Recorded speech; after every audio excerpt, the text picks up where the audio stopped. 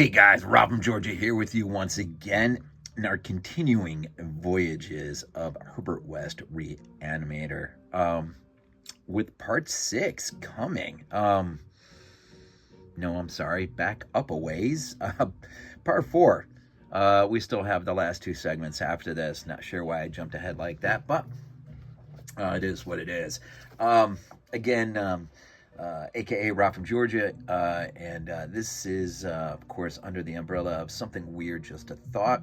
By now, we're probably episode 41-ish or whatever. And I'm going to try my best to knock these out as rapidly as I can, just to have them all up. And but I am enjoying it, and I am seeing a lot. I'm seeing more from Bride of Re-Animator than I am Re-Animator, which is interesting. I think more substantive moments from the source material finds its way into Bride, but the spirit of it, of course, is fully in Re-Animator. Of course, Stuart Gordon film, and Bride, a Brian Isna film from 1990. The original, of course, from 1985.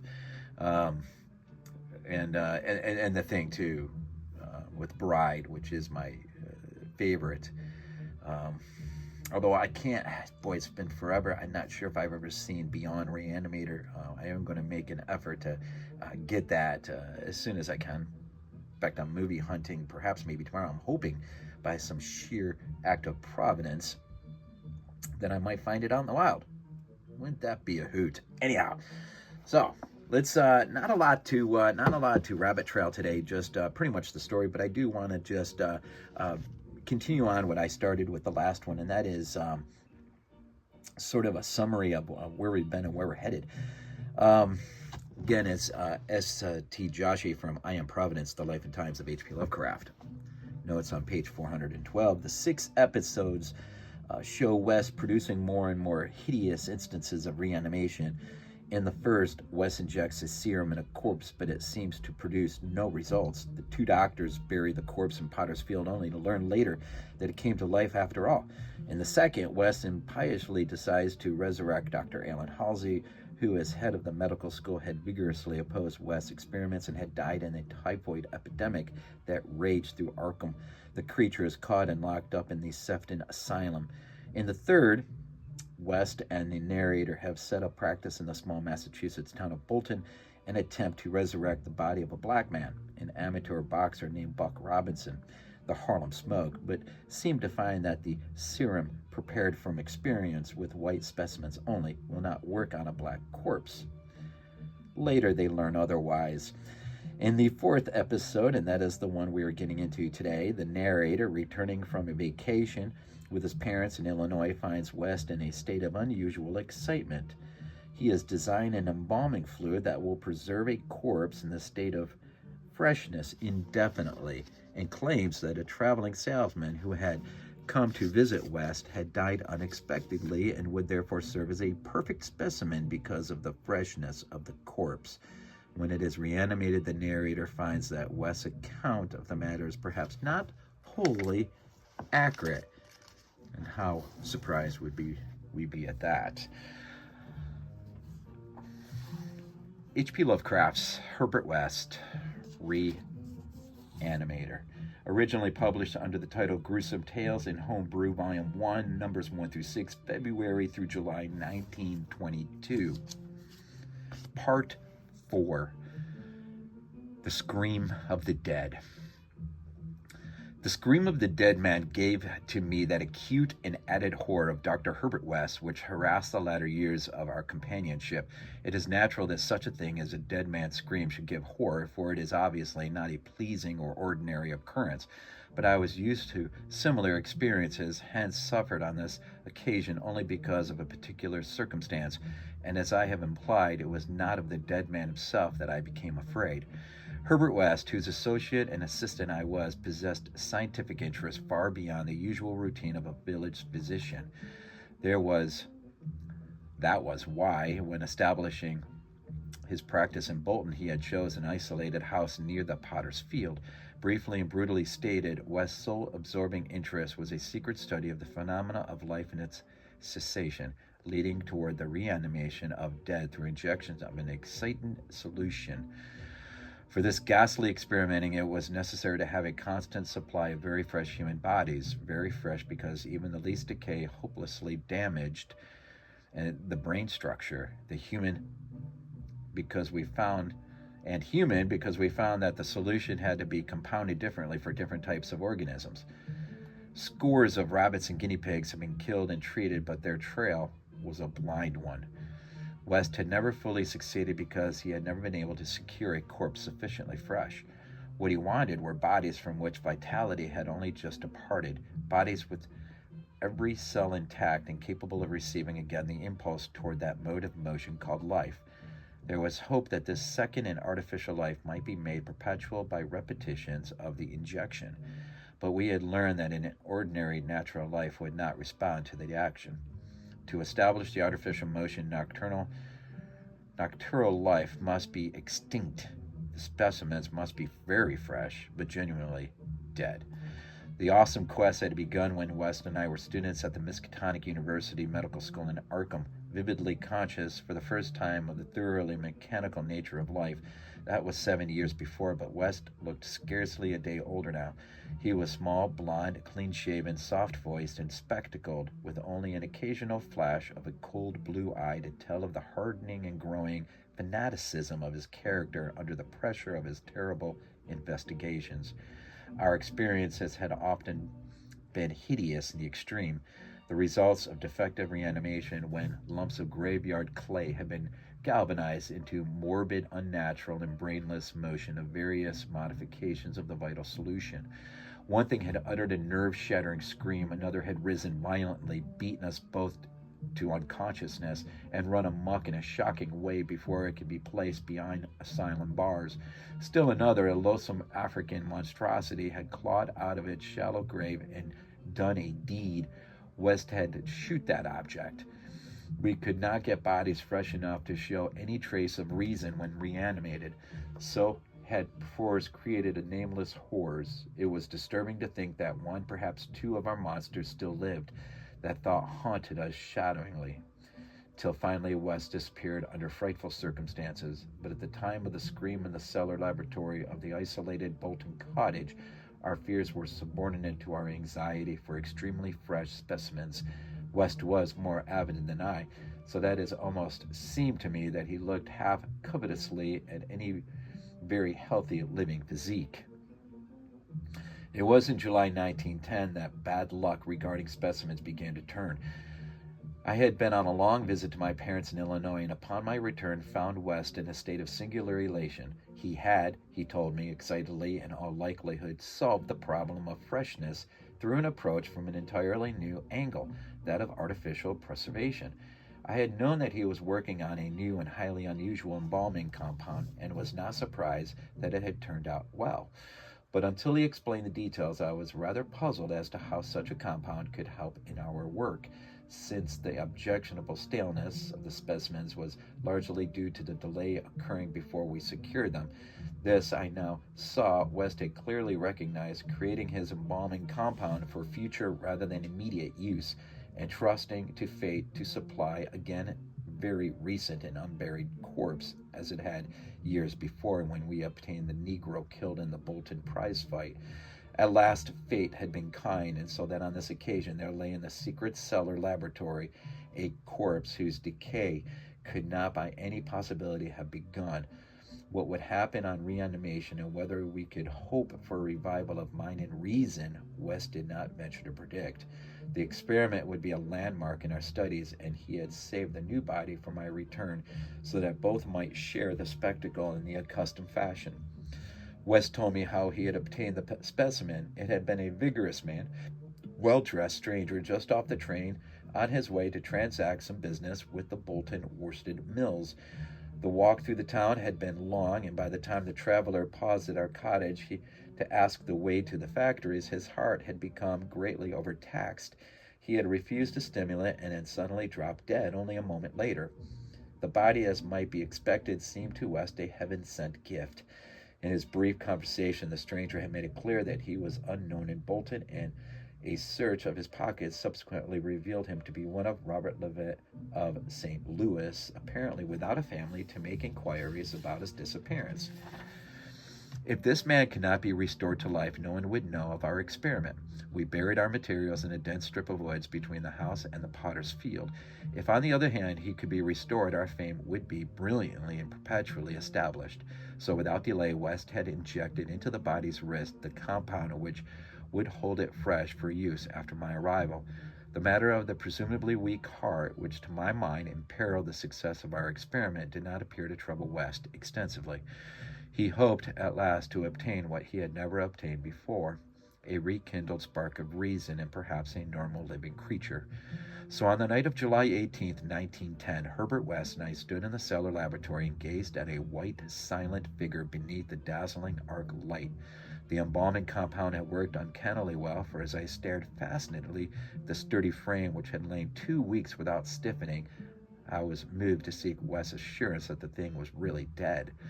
This assurance he gave readily enough, reminding me that the reanimating solution was never used without careful tests as to life, since it could have no effect if any of the original vitality were present.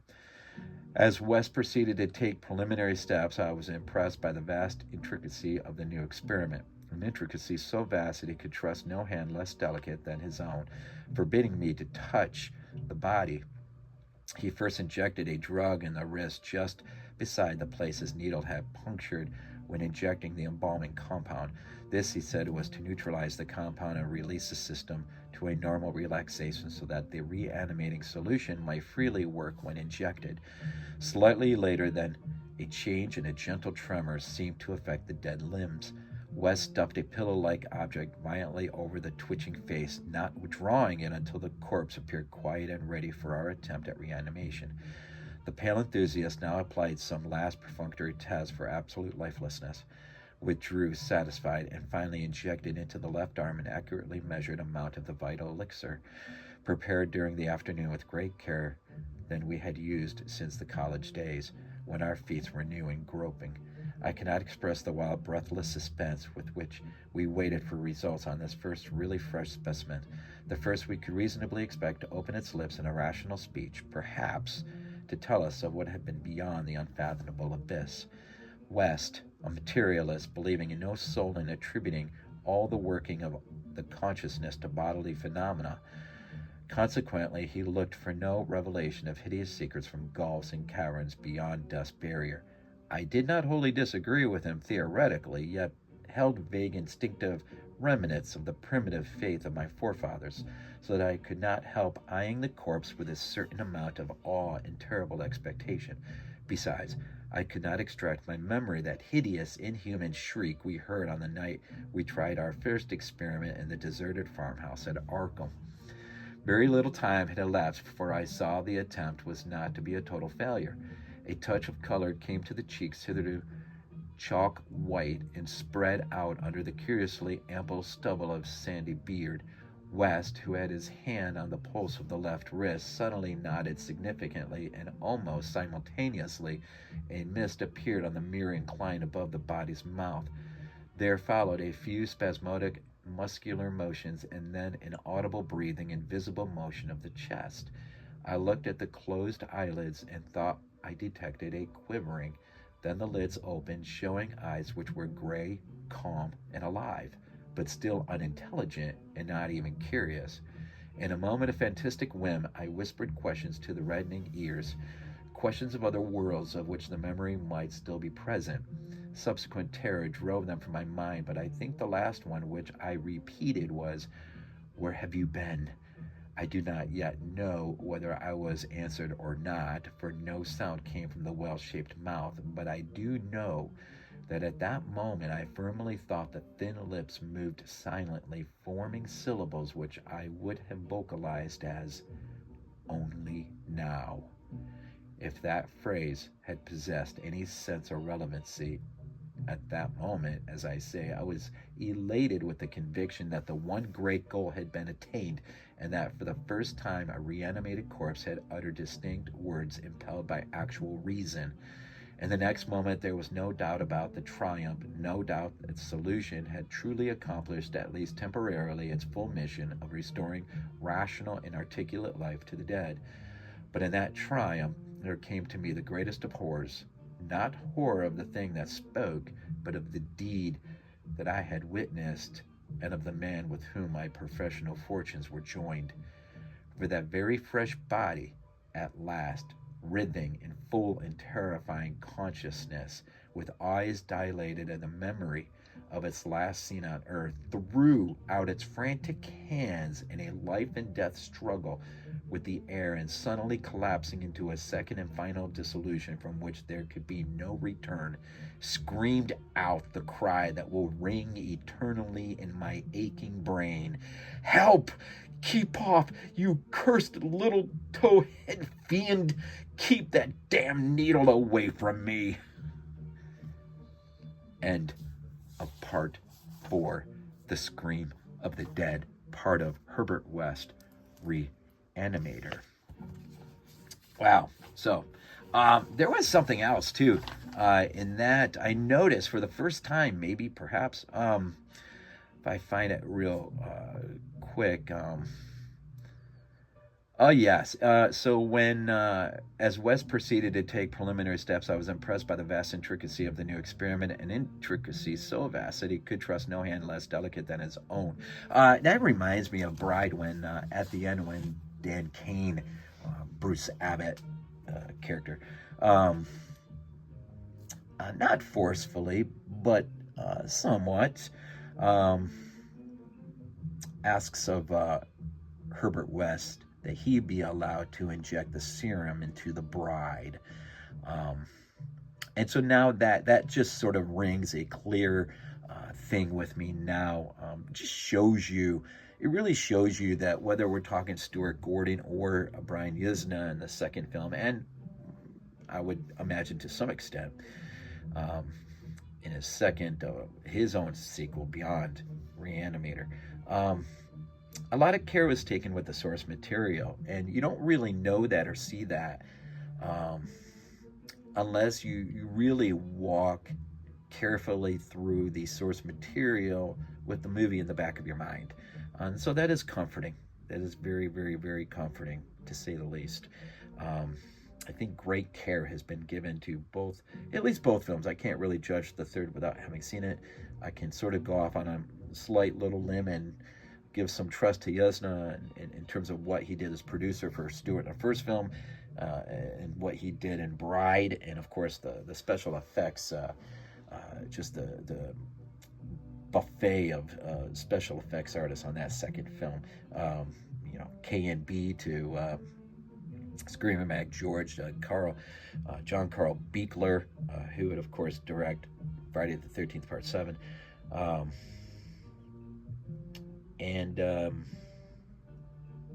Wayne Toth, yeah, Rob Zombie's main guy. I almost forgot him. So anyways, it's good stuff.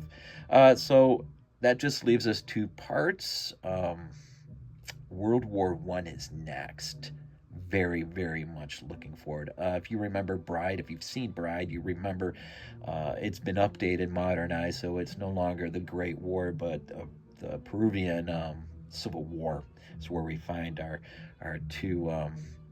The other thing I'll say is, real quick, is just more and more with each segment that I read, I'm finding just how different Dan Kane is, played by Bruce Abbott in the films. At least in 2 films. I don't think he's in the third. He in the source material is really attached to the hip of Herbert West, but in the films he is distracted by women and relationships that are always tugging him away from Herbert West, to his well, he's not too happy about it. That's for sure. But the women in his life, well, with the exception of Francesca, because I think at the end of Bride, him and Francesca get out of there. So, of course, Francesca is Anna Marie from Summer School, if you didn't remember that. Anyhow, I'll just stop rambling here. Some good stuff. I will see you, hopefully, when we begin Part 5. As always, we end these things off with Go Bills.